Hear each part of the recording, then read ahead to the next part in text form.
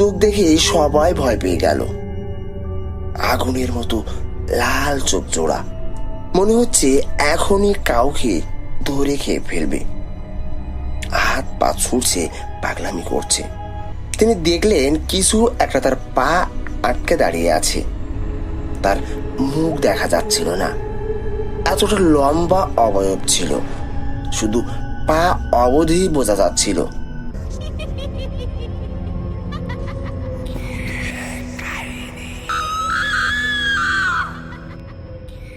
Welcome back, শুনছো ভুতুড়ে কাহিনীর নতুন একটি এপিসোড। আমি সঞ্জয় তোমাদের সাথে। বন্ধুরা, ভুতুড়ে কাহিনী পরিবার কিন্তু আস্তে আস্তে সমৃদ্ধ হচ্ছে, তাই এখনো যারা আমাদের পরিবারের সদস্য হওনি তাদেরকে আমাদের পরিবারের সদস্য হওয়ার জন্য অনুরোধ রইল। আর তোমাদের কাছে যদি কোনো ঘটনা থেকে থাকে তাহলে অবশ্যই আমাদেরকে মেইল করতে পারো। ভুতুড়ে কাহিনীতে আজকের এপিসোডে তোমাদের জন্য রয়েছে ভয়ঙ্কর দুটি ঘটনা। আশা করি ঘটনা দুটি তোমাদের খুবই ভালো লাগবে। তো চলো শুরু করি আমাদের আজকের প্রথম ঘটনা।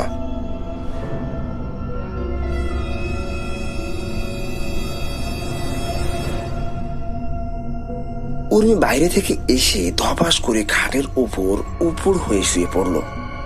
উর্মির চুল পুরো পাগলের মতো এলোমেলো হয়ে আছে, কপাল বেয়ে ঘাম ঝরছে, শরীরের তাপমাত্রা অনেক বেশি, সাথে সাথে সেন্সলেস হয়ে গেছে সে।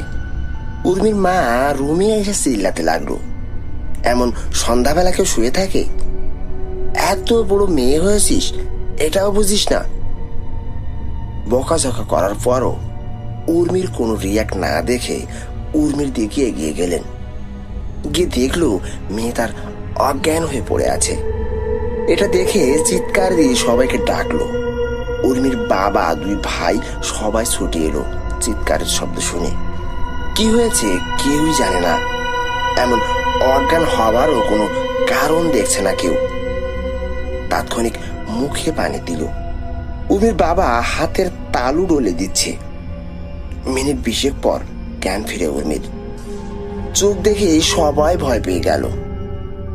আগুনের মতো লাল চোখ জোড়া, মনে হচ্ছে এখনই কাউকে ধরে খেয়ে ফেলবে। হাত পা ছুটছে, পাগলামি করছে। উর্মির দাদি বিষয়টা আন্দাজ করতে পেরেছে, হয়তো জিনিয়ে ধরেছে উর্মিকে। সেটা ভেবে আয়াতুল কুরাশি পড়ে এক গ্লাস পানিতে ভুঁ দিয়ে সেটা উর্মির সারা শরীর ছিটিয়ে দিল। উর্মি আর্তনাদ করছে। আস্তে আস্তে খানিকক্ষণ পর শান্ত হয়ে যায়। ফেলফেলিয়ে তাকিয়ে আছে সবার দিকে, পুরো দেহ যেন অবশ। চোখ খুলে মাকে জড়িয়ে ধরে অঝরে কাঁদছে উর্মি। মা, তোর কি হয়েছে? অমন সন্ধ্যায় কোথায় গিয়েছিলি তুই? উর্মির কথা শুনে সবার চোখ কপালে। মা, আমি কিভাবে যেন হিজল গাছের নিচে চলে যাই, তারপর কেউ একজন আমার চুল টেনে ধরে দেয়। আমি ভাবলাম কেউ হয়তো মজা করছে। পিছন ফিরে দেখি লম্বা এক মহিলা, কুচকুচে কালো দেহ। আমি চিৎকার দিয়ে রুমে চলে আসি। উর্মির মায়ের এবার খুবই রাগ হলো। তোকে কতবার নিষেধ করেছি ওই হিজল গাছের নিচে মনের ভুলেও যাবি না? পলাশপুর গ্রামের সবচেয়ে অভিশপ্ত জায়গা হিসেবে ধরা হয় এই হিজল গাছটাকে। প্রায় 300 বছরের পুরানো এই গাছটা। লোকমুখে শুনে আসছে সবাই, এখানে নাকি খারাপ জিনদের বসবাস সেই প্রাচীনকাল থেকেই। সেই গ্রামের বাসিন্দা উর্মির পরিবার, তার উপর হিজল গাছটার আশেপাশেই তাদের বাসা।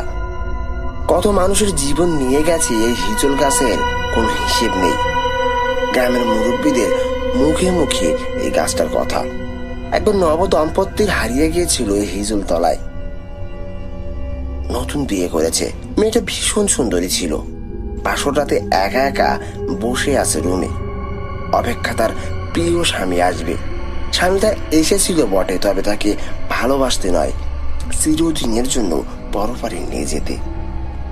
মেয়েটার স্বামী রুমে এসে বলল, চলো তোমাকে একটা জায়গায় নিয়ে যাই, খুব সুন্দর জায়গা। দুজন ঘর থেকে বাইর হয়ে হিজল গাছটার দিকে এগিয়ে যেতে লাগলো। সেদিন ছিল পূর্ণিমার রাত। ফাগুনের রাতে চাঁদের আলোয় গমগম করছে। হিজল গাছটাকে দেখে মনে হচ্ছিল রব রব সাজে সেজে আছে গাছটা। লতায় নুয়ানো লাল ফুল, মাটিতে ঝরে পড়ে আছে ফুলের সমারোহ। চোখ জোড়ানো এই দৃশ্য দেখে যে কেউ খুশি হবে। রাত বাড়ছে, নবদম্পতির জীবনও ফুরিয়ে আসছে। তারা হাত ধরাধরি করে যখনই হিজলতলার মাঝখানে গেল, মনে হলো পড়ে থাকা ফুলগুলো মাঝখানে কেবলই একটা মৃত্যুকূপ, কোথাও ফুল নেই। দুজনে চিৎকার দিল সজোরে। তাদের চিৎকার শুনে সবাই ছুটে আসলো আলো নিয়ে, কিন্তু আফসোস, এসে দেখলো দুইটা মৃত দেহ পড়ে আছে হিজল গাছটার ঠিক নিচে। তাদের উপরে ছড়িয়ে ছিটিয়ে আছে হিজলের লাল ফুল। সেই রাতে গোসল দিয়ে তাদেরকে দাফন করা হয়।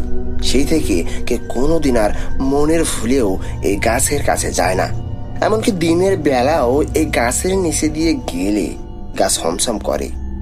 তারপর উর্মির মা একজন পরহেজগার লোককে ডেকে আনেন। উর্মির সারা শরীর তিনি বন্ধ করে দিয়ে যায়। উর্মি প্রচন্ড অসুস্থ ছিল প্রায় 1 মাস। তারপর ধীরে ধীরে সুস্থ হয়ে যায়। এই গাছটা কেটে ফেলার অনেক চেষ্টা করা হয়েছিল, কিন্তু কেউ সেই গাছটা কাটতে পারেনি। একবার এক কাঠুরিয়া গাছটা কেটে দিবে বলে গ্রামের চেয়ারম্যানের কাছ থেকে অনুমতি নেন এবং পারিশ্রমিকও নেন। পরদিন সকালবেলা সে গাছটা কাটতে গাছের নিচে যায়। সে সময় অনেক মানুষ কাঠুরিয়ার সামনে দাঁড়ানো ছিল। হয়তো সে ভয় পেতে পারে এটা ভেবে সে কুড়াল চালাতে লাগলো। যত শক্তি আছে সবটা দিয়েই চেষ্টা করছে, কিন্তু সেদিন সবাই দেখলো অবাক করা এক কাণ্ড। সে যতবার কুড়াল চালাচ্ছে ঠিক ততবারই কুড়াল উঠালে আবার গাছটা অটোমেটিক মিলিয়ে যাচ্ছে। এই দৃশ্য দেখে সবাই খুব ভয় পেয়ে যায়। কাঠুরিয়া কুড়াল ফেলে দিয়ে বাড়ি চলে আসে ভয় পেয়ে। বাড়িতে গিয়ে কাঠুরিয়ার ভীষণ জ্বর আসে। তারপর শোনা যায় সে আর বেশি দিন বাঁচেনি। উর্মির বাবা মা আল্লাহর কাছে হাজার শুকরিয়া জানায় মেয়েটি তার এই যাত্রায় বেঁচে গেছে। বন্ধুরা, এই ছিল আমাদের আজকের প্রথম ঘটনা। আশা করি তোমাদের অনেক অনেক ভালো লেগেছে। তো কেমন লাগলো অবশ্যই আমাদের কমেন্ট করে জানিয়ে দিও। তো আর দেরি না করে চলো সরাসরি চলে যাই আমাদের পরবর্তী ঘটনায়।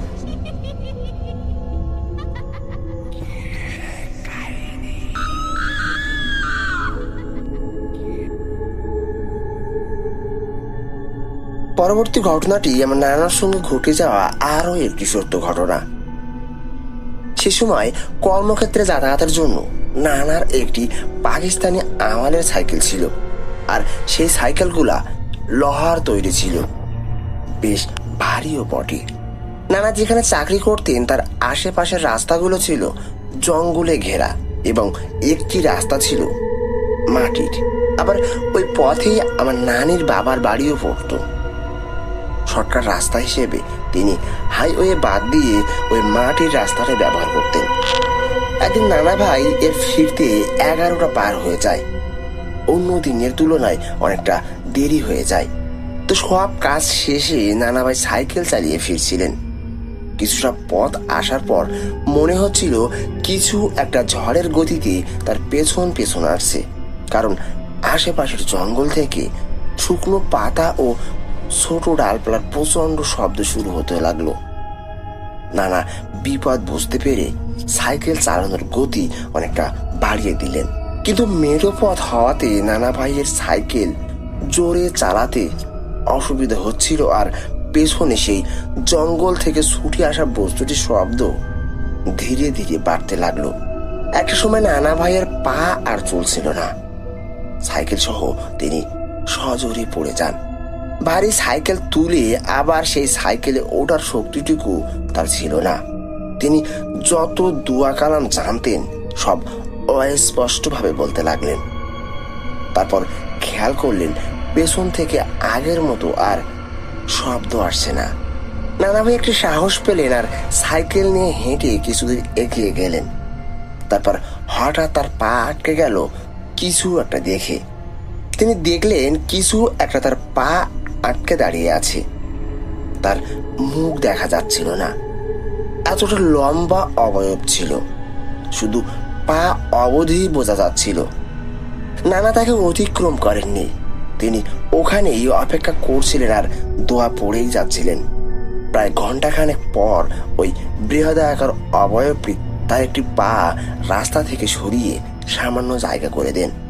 নানা আল্লাহর নাম নিয়ে সাইকেল সহ এগিয়ে যান এবং ওই স্থান অতিক্রম করেন। তারপর আর পেছনে ফিরে দেখেননি। তবে নানা ওই রাতে আর বাড়ি অবধি আসতে পারেননি। নানা শ্বশুর বাড়িতে থেকে গেছিলেন, আর সাহস হয়নি বাড়িতে আসার। পরের দিন সকালে নানাকে তার শ্বশুর মশাই পৌঁছে দিয়ে যান বাড়িতে। বন্ধুরা, এই ছিল আমাদের পরবর্তী ঘটনা। আমাদের এই আজকে দুটি ঘটনাই তোমাদের কাছে কেমন লাগলো অবশ্যই আমাদেরকে কমেন্ট করে জানিয়ে দিও। আর তোমাদের কাছে যদি এরকম কোনো ঘটনা থেকে থাকে তাহলে অবশ্যই আমাদেরকে মেইল করে পাঠিয়ে দিও। আমরা পরবর্তী এপিসোডে তোমাদের ঘটনাগুলো পড়ে শোনাবো।